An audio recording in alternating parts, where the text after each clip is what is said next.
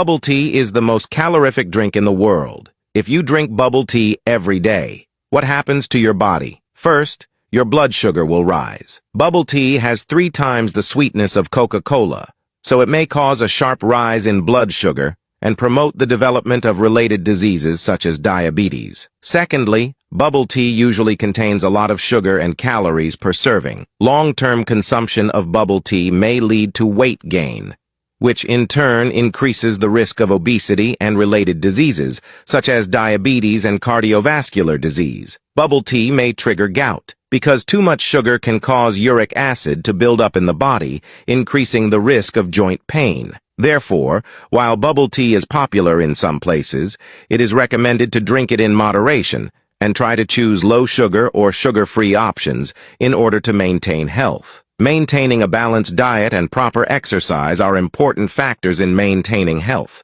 Follow me to learn more about health.